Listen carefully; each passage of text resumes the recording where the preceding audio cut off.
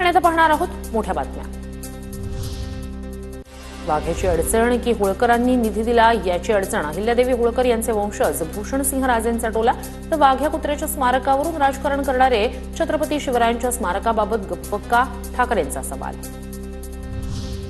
रायगडावरील वाघ्या कुत्र्याचा पुतळा 1 मे पर्यंत हटवा अन्यथा आम्ही स्वतः पुढाकार घेऊन हटवू संभाजी ब्रिगेडचा सरकारला निर्वाणीचा इशारा।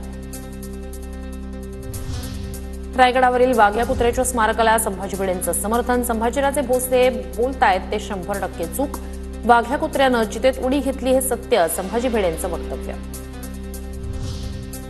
संभाजी भिडे इतिहासाची मोडतोड करून समाजात तेढ निर्माण करतात। भिडे हे समाज स्वास्थ्य बिघडवण्याचे किडे पसरवतात काँग्रेस प्रदेशाध्यक्ष हर्षवर्धन सपकाळ यांची टीका।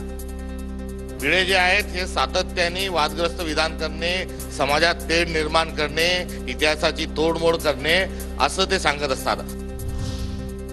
कुत्र्यानं चितेत उडी घेतली असं इतिहासात कुठेही नाही भिडेंनी केलेल्या दाव्यावर जितेंद्र आव्हाड यांची प्रतिक्रिया। पुरावे आहेत त्या सगळ्या पुराव्यांमध्ये आहे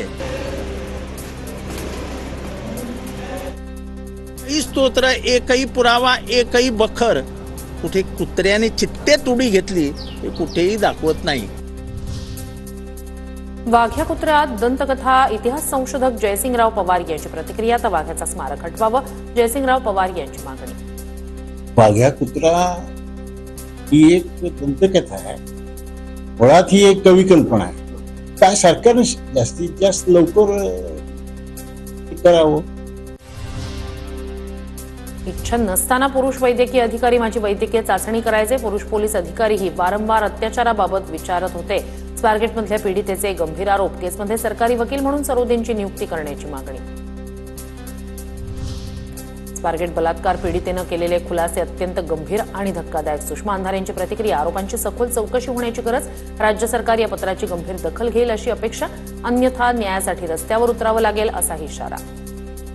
डॉक्टरांनीच का तपासणी केली असेल राज्य सरकार याची गांभीर्याने दखल घेईल अशी अपेक्षा सध्या तरी व्यक्त करावी लागेल अन्यथा आम्हाला रस्त्यावर उतरून न्याय मागावा लागेल। स्वारगेट प्रकरणातील पीडितेला न्याय मिळणं गरजेचं पीडितेची वैद्यकीय तपासणी पुरुष अधिकाऱ्यांकडून होणं चुकीचं पीडितेला योग्य सरकारी वकील द्यावा तृप्ती देसाई यांची मागणी।